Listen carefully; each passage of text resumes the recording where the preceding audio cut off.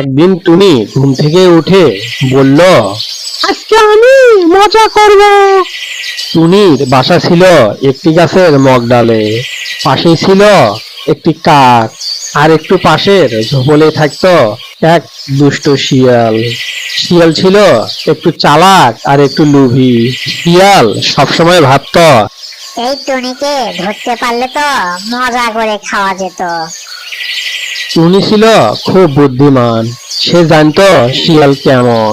টুনি সেদিন বাসায় বসেছিল।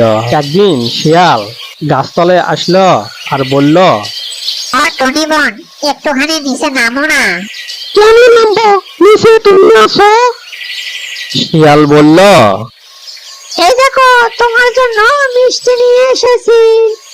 টুনি একটু মুচকি হেসে বলল, শিয়াল ভাই, তুমি তো মিষ্টি খাও না, তাহলে মিষ্টি নিয়ে আসলে কেন?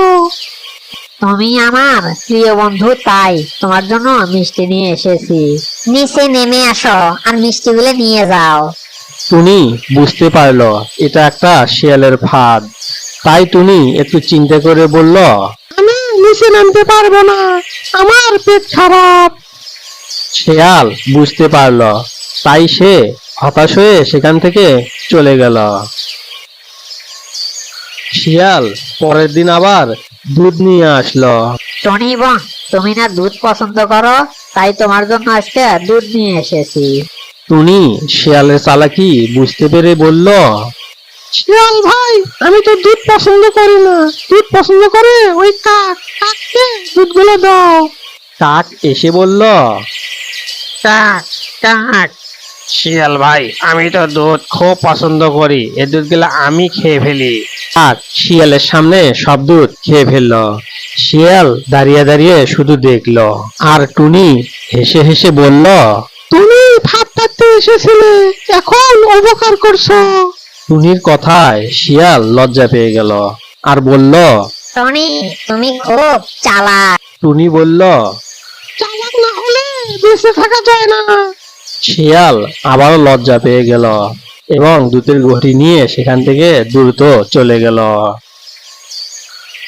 শিয়াল পরের দিন ঘুম থেকে চমকে ওঠে আর বলে, এই টনির জন্য তো আমার রাতের ঘুম হারাম হয়ে গেছে।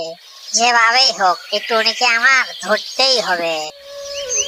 পরের দিন টুনি একটি বেলচা নিয়ে একটি পুকুর পাড়ে আসলো। সেখানে একটি গর্ত খুললো। টুনি প্রতিদিন এখানে খাবার খেতে আসে। শিয়াল এখানে একটি ফাঁদ পাতলো। গর্তটির মুখ কিছু পাতা দিয়ে ঢেকে ফেললো। উপরে একটি পাখি বসেছিল। পাখিটি ছিল টুনির বান্ধবী। সে সব দেখে ফেললো এবং উড়ে গেল টুনির কাছে। শিয়াল কিছু বুঝতে পারলো না। এদিকে টুনি আর কাক বাসায় বসেছিল। টুনির বান্ধবী টুনটুনি টুনির কাছে আসলো এবং শিয়ালের ফাঁদের কথা সবকিছুই বলে দিল। টুনি সব শুনে রেগে গেল আর কাককে বলল, বন্ধু কাক, শিয়ালের একটা ব্যবস্থা করতেই হবে, শিয়াল অনেক বেড়ে গেছে, তুমি সবাইকে খবর দাও, শিয়ালের একটা ব্যবস্থা করব। আর এখন চলো আমরা ওইদিকে যাই। টুনি, টুনির বন্ধু এবং কাক সবাই একত্রিত হলো শিয়ালের একটা শাস্তি দেওয়ার জন্য। তারা সবাই উড়ে চলে গেল।